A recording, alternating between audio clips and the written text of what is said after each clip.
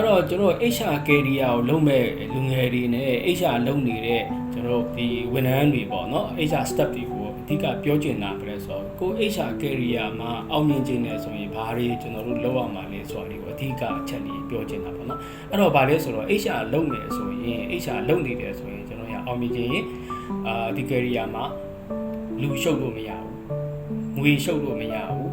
နောက်ပြီးတော့စကားရှုပ်လို့မရဘူးနောက်တစ်ခုကဘာရှိသေးတယ်ကျွန်တော်စံပြလုံနိုင်ရမယ်เนาะဟိုစံပြအနေနဲ့နေနိုင်ရမယ်နောက်တစ်ချက်ကဘာရှိလဲဆိုတော့เนาะကျွန်တော်တို့သူများတွေဝန်ထမ်းတွေမန်နေဂျာတွေပေါ်ကိုကျွန်တော်လွှမ်းမိုးနိုင်ရမယ်เนาะအဲ့တော့ဒီ HR ဌာနမှာလုပ်နေတဲ့အငယ်ဆုံး assistant ကစပြီးတော့အကြီးဆုံး HR ဟိုဌာန head အထိပေါ့เนาะအဲ့ဒီဟာတွေကိုကျွန်တော်ရှောင်ရမယ်အဲ့တော့ငွေမရှုပ်ရဘူးဆိုတာကျွန်တော်ရငွေကြီးကြီးနဲ့ပတ်သက်ပြီးတော့ကျွန်တော်တို့လုံးဝဟိုအသိမ်းဆောင်အမှားရင်းခံလို့မရဘူးပေါ့เนาะရှိလို့မရဘူးမတမာမှုငွေကြီးမတမာမှုလုပ်တယ်ဆိုရင်တော့ဒါအဆိုးဆုံးပဲ HR လို့ကျွန်တော်တို့ခေါ်လို့မရဘူးเนาะဒါမျိုးတွေလုပ်တယ်ဆိုရင်နောက်ခုကျတော့လူရှုပ်တာအဲ့တော့personal နဲ့ပတ်သက်ပြီးတော့လူရှုပ်တာလည်းကျွန်တော်တို့ရှုပ်လို့မရဘူးကျွန်တော်တို့ဒါလူငယ်တဘာဝရည်စားထားမယ်ဆိုတော့ပဲကိုကုမ္ပဏီကဝန်ထမ်းကိုကျွန်တော်တို့လုံးဝဒါ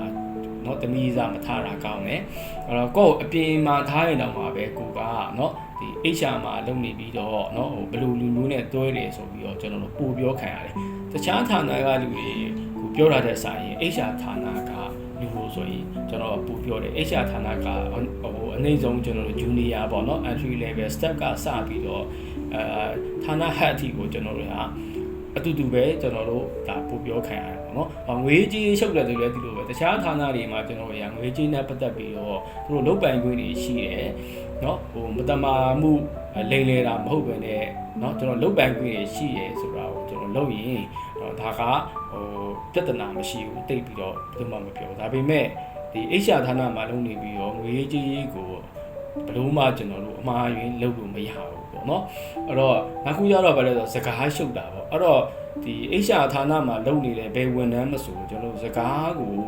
နော်ပြောချင်တိုင်းရှောက်တော့မရဘူးဘယ်စကားကိုကျွန်တော်တို့ပြောတင်တယ်ဘယ်စကားကိုကတော့မပြောတင်ဘူးဘယ်စကားကိုဘယ်အချိန်မှပြောရမယ်ဘယ်စကားကိုဘယ်အချိန်မှမပြောရဘူးဆိုတော့ပြောရမယ့်အချိန်နဲ့မပြောရမယ့်အချိန်ပြောတင်တဲ့စကားမပြောတင်တဲ့စကားနော်နောက်ခုကျတော့ဘယ်သူ့ကိုပြောရမယ်ဘယ်သူ့ကိုမပြောရဘူးဆိုတဲ့အားကိုလည်းကျွန်တော်တေချာနားလည်ဘူးလို့တယ်အဲ့လိုမဟုတ်ဘဲနဲ့ကျွန်တော်စကားရှုပ်မယ်ဆိုရင်လည်းဒီ HR ကကျွန်တော်အောင်ပြီးမှာမဟုတ်နောက်ခုကျတော့စံပြဖြစ်ရမယ်ဆိုတဲ့အခါမှာကျွန်တော်နော်အလုပ်သမားဥပဒေနောက်ခုကျတော့ကုမ္ပဏီကချမှတ်ထားတဲ့စည်းကမ်းတွေကုမ္ပဏီရဲ့ဒါ code of conduct ပေါ့နော်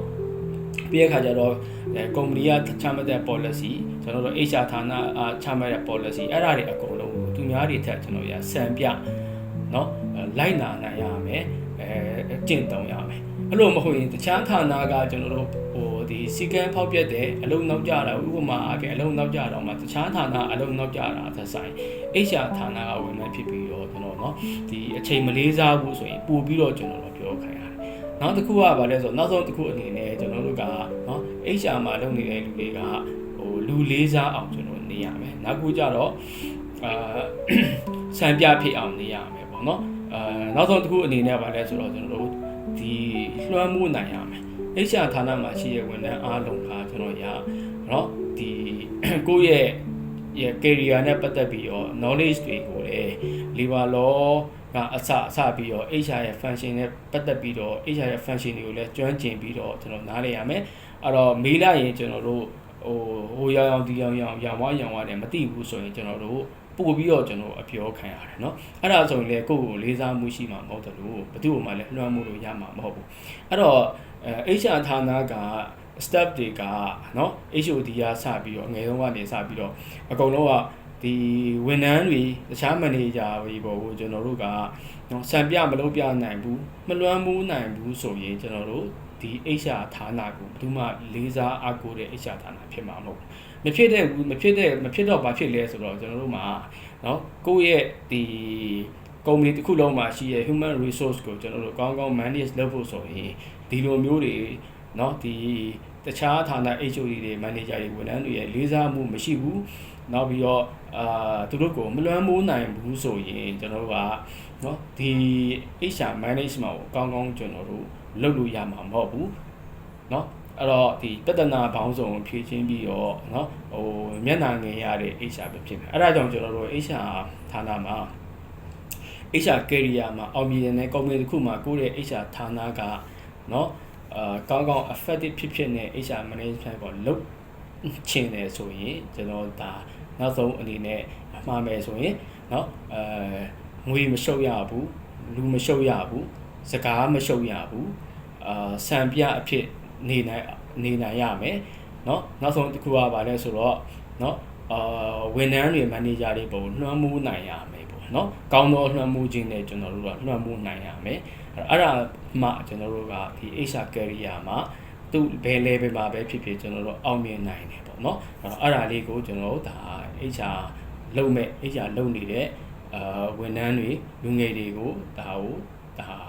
အသိပေးတာဖြစ်တယ်ပေါ့เนาะ